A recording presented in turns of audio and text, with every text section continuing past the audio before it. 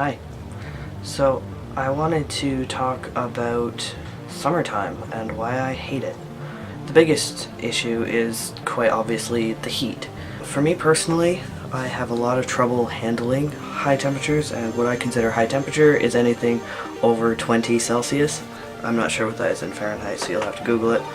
Today it's 25, and there was a rainstorm this morning, but it didn't cool it down, it just made it really sticky, so I'm really struggling with the heat.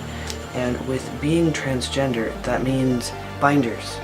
In the summer, binding is especially uncomfortable. I mean, it's uncomfortable any time of the year, but in the summer you're already overheated and having trouble breathing because of the humidity and everything, at least in this area.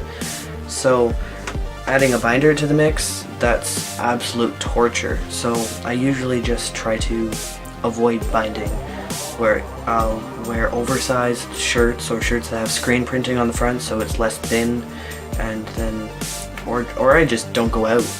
Like right now I'm wearing one of my ordinary shirts that I like to bind with, but I'm not leaving the house if I can avoid it, so that helps a lot. But if you do have to wear a binder, it's fucking horrible. A good idea would be to try and find times throughout the day when you can take it off for a little bit. I haven't ever tried that just because I don't go out often, and or I just kind of suffer through it, which you really shouldn't do because you can get heat stroke and stuff.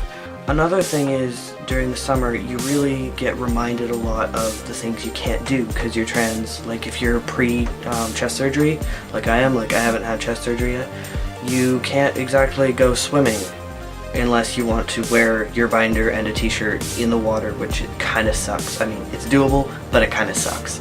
And you can't go shirtless, obviously, which would be a nice way to cool down. A thing I've noticed with summer clothes, they really make it hard to hide that you're transgender, if that makes any sense. Like sleeveless shirts, your binder's visible if you're wearing one, or shorts and stuff, they really show off your figure if you have curves and stuff, and that's not so fun. So that's kind of, it's a big thing.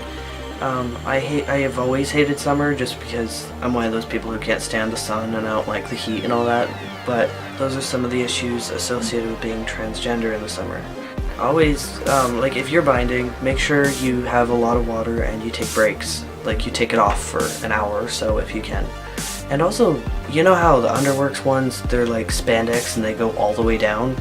Don't wear those ones. Wear like the short ones, the half binders, and ideally like some other kinds of ones. I bought one on eBay a couple years ago, and it's like extra thin. It's a summer binder and it has like hooks down the side and it just comes down halfway, so that one's really nice for summer binding. Or if you don't want to search for something like that, just get a fitted sports bra, like one of the really like intense sports bras that compresses a bit. That really works a lot better than binding, because it kind of gives you binding, at least if you're small-chested like me, but without being so constrictive, or it's easier to breathe and stuff too. So that's a good thing to look out for. And if you're not comfortable going into like the bra section of a store to buy one, just buy one online. I bought one on Amazon and it was really cheap and it works well. I mean, it's a little small, but that's, I got the smallest size on purpose. Hopefully some of that helped, and I'll see you in the next video whenever I get around to making one.